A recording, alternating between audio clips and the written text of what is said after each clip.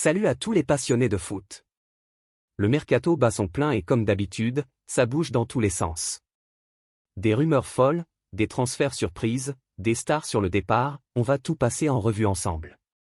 Si tu veux rien rater de l'actu mercato et suivre tous les mouvements en temps réel, pense à t'abonner à la chaîne et active la cloche de notification, lâche un gros pouce pour soutenir la chaîne. Allez, c'est parti. Après Hugo Ekitike, Liverpool va encore s'activer pour recruter. L'objectif est à présent de mettre la main sur un défenseur. Après une première année marquée par un sacre en Premier League, Arne Slot compte bien mener de nouveau Liverpool vers les sommets anglais et européens. Pour ce faire, le technicien néerlandais a déjà reçu de précieux renforts cet été 2025. En effet, les pensionnaires d'Anfield ont déjà accueilli Florian Wirtz, Milos Kerké, Giorgi Mamardashvili et Jérémy Frimpong pour un montant total de 200 m, soit environ 230 millions d'euros. Une somme qui va augmenter puisque les Reds vont signer Hugo Ekitike, qui est attendu aujourd'hui à Liverpool afin de passer sa visite médicale avant de paraffer un bail de 6 ans. Pour le déloger de l'Eintracht Francfort, les Anglais vont signer un chèque d'environ 90 millions d'euros. Ce qui va faire grimper les dépenses estivales du club de la Mersey à 320 millions d'euros. Et ce n'est pas encore terminé. En effet, tous les médias britanniques s'accordent à dire que les champions d'Angleterre veulent à présent se renforcer en défense. The Athletic assure encore ce mardi que Slot veut 2 joueurs en concurrence à chaque poste. Actuellement, il ne peut compter que sur Virgil van Dijk, Ibrahima Konaté et Joe Gomez. Ouattara en dos peut être une option. Mais le coach néerlandais estime qu'une recrue est nécessaire dans l'axe après le départ de Jarell Quansah au Bayer Leverkusen. De plus, l'écurie de Premier League n'est pas rassurée par le cas Ibrahima Konaté. En fin de contrat dans un an, le Français n'est pas contre un départ dans un an comme révélé par nos soins. D'autant que le Real Madrid, qui n'exclut pas de passer à l'offensive si la porte s'ouvre, le suit avec intérêt. Une situation que Liverpool veut à tout prix éviter. Le LFC, qui a repris les discussions avec l'entourage du joueur comme l'indique le Liverpool Echo, a malgré tout besoin d'un renfort supplémentaire. Et les dirigeants ont déjà un nom en tête. Il s'agit de Marc Guehi, 25 ans. Un élément qui est suivi depuis un petit moment et qui est toujours dans les petits papiers de la direction selon The Athletic. Tottenham est également sur le coup. De son côté, Crystal Palace, club où il est sous contrat jusqu'en 2026, préférerait prendre de l'argent cet été plutôt que de le perdre gratuitement dans un an. Liverpool, qui patiente, veut le recruter au prix le plus juste. Le club anglais sera prêt à discuter si les Eagles acceptent un montant d'environ 58 millions d'euros, ajoute le Mirror. Les Reds vont encore casser leur tirelire cet été, eux qui pourraient monter jusqu'à 378 millions d'euros dépensés en tout si Guehi arrive. Le Real Madrid a fait de Rodri sa priorité dans l'entrejeu. Un intérêt qui ne laisse pas insensible le milieu de Manchester City. Le Real Madrid 2025 à 26 prend forme. Mené par Xavi Alonso, l'écurie de la capitale espagnole a déjà accueilli plusieurs renforts cet été, notamment Dean Huijsen, Trent Alexander-Arnold et Alvaro Carra. On pourrait même ajouter Gonzalo Garcia, qui est une recrue en interne. Le jeune attaquant a marqué des buts et des points durant la Coupe du Monde des clubs et il pourrait avoir son mot à dire, surtout après la rechute d'Hendrick.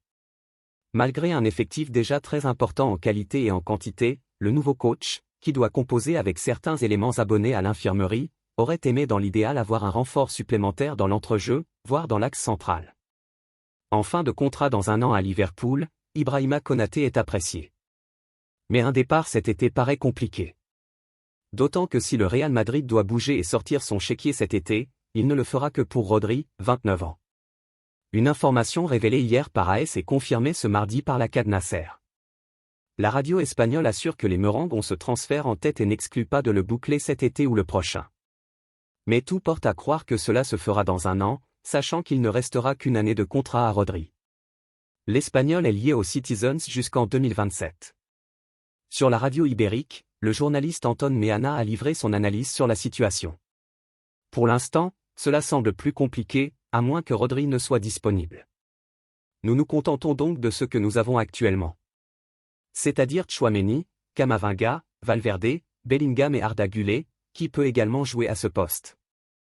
Le Real Madrid estime qu'il n'existe pas de numéro 5 sur le marché qui corresponde à ses attentes footballistiques et à un prix que le club dirigé par Florentino Pérez peut, ou plutôt est prêt à, se permettre.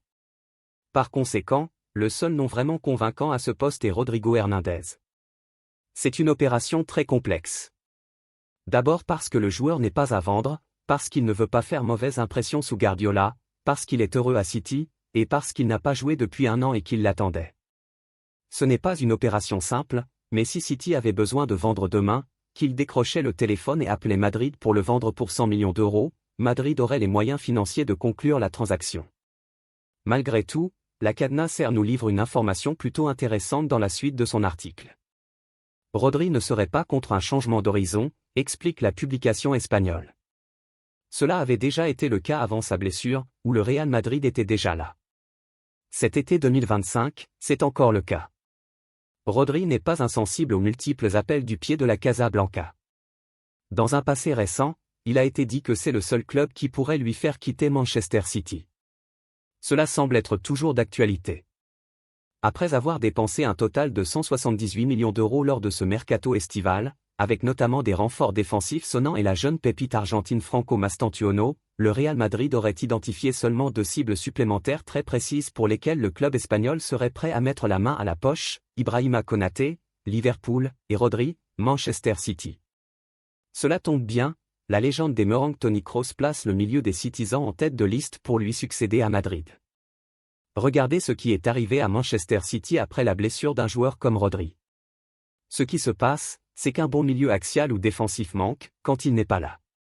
Quand il est là, c'est quelque chose qu'on prend pour acquis, on a l'impression de ne pas le remarquer, tout est en ordre et les attaquants peuvent alors terminer les matchs avec aisance, a-t-il expliqué dans une interview accordée à LP Semanal. Rodri, qui vient d'avoir 29 ans, a manqué presque l'intégralité de la saison dernière en raison d'une rupture du ligament croisé. L'équipe de Guardiola a vécu sa pire saison depuis l'arrivée du coach catalan à Manchester.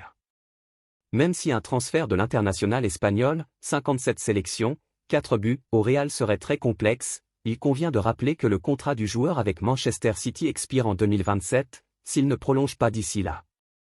Après avoir assuré la prolongation tant attendue de Lamine Yamal, le FC Barcelone est sur le point de prolonger un titulaire inamovible de Hansi Flick, dans le viseur d'un grand club européen. Le FC Barcelone est clairement sur la pente ascendante. Après une grosse perte de vitesse qui s'était entamée lors de la fin de l'ère Messi, le club catalan est en train de renaître de ses cendres sportivement. Même si la situation n'a jamais été dramatique, le Barça ayant toujours réussi à faire bonne figure en Liga, les culés ont pu s'appuyer sur une jeunesse très talentueuse pour se hisser à nouveau au sommet depuis plusieurs mois. La saison qui vient de s'achever en est la parfaite illustration. Sous la houlette d'un Hansi Flick formaté pour la victoire, les Barcelonais ont été rayonnants tout au long de la saison. Remportant toutes les coupes domestiques et le championnat, les pensionnaires du Camp Nou ont également régalé en Ligue des Champions. Malgré un échec en demi-finale face à un Inter Milan plus expérimenté, la bande à Lamine Yamal a clairement montré qu'il fallait compter sur eux dans les années prochaines. Une réussite qui est aussi l'œuvre de la nouvelle direction. Sous l'impulsion de Joan Laporta, le FC Barcelone commence petit à petit à se remettre d'aplomb financièrement. Avec ses caisses renflouées, la direction sportive, avec Deco en directeur sportif, travaille bien et s'est illustré avec plusieurs recrutements habiles. Arrivé en Catalogne en 2022, Jules Koundé est l'un des nombreux coups de maître de la direction catalane. Devenu immédiatement un cadre de son équipe, le joueur formé à Bordeaux est rapidement devenu inamovible. Cette saison, Koundé a été l'un des cadres de son équipe et est inamovible dans le système de Hansi Flick. Un statut qui pousse la direction du Barça à travailler sur une prolongation. Dans la lignée de l'extension de bail de Lamine Yamal, les Barcelonais veulent absolument conserver leur taulier sur le long terme. Ainsi, Mundo Deportivo affirme que Jules Koundé devrait prolonger l'aventure avec le Barça. Sous contrat jusqu'en 2027 avec les Catalans, l'international français, 42 sélections, est proche de prolonger malgré l'intérêt soudain de Manchester City. Les discussions ont débuté il y a quelques semaines et les Catalans souhaitent boucler ce nouveau contrat d'ici à la fin du mercato. Ajoutez à cela la signature imminente de Marcus Rashford et vous vous rendez compte que le Barça travaille très bien cet été. La Juventus vient de réorienter sa stratégie sur le marché des transferts. Selon Gianluca Di Marzio, les dirigeants bianconeri ont mis en suspens leur intérêt pour Jadon Sancho, l'ailier de Manchester United. Le club italien préfère désormais se concentrer sur des départs prioritaires, après une série de recrutements ciblés. Ce changement de cap intervient alors que la vieille dame venait d'acter une acquisition importante, Francisco Conceição. L'ancien ailier du FC Porto a été engagé pour renforcer les ailes turinoises. L'intérêt de la Juventus pour Jadon Sancho n'est pas nouveau. Le joueur anglais reste apprécié par la direction sportive, notamment pour sa polyvalence et sa qualité technique. Toutefois, les discussions en cours avec Manchester United ont été ralenties, voire temporairement interrompues. Aucune offre concrète n'a été déposée récemment. Cette pause ne signifie pas un abandon définitif du dossier. La Juventus attend de clarifier la situation de plusieurs éléments offensifs avant d'envisager un investissement aussi conséquent.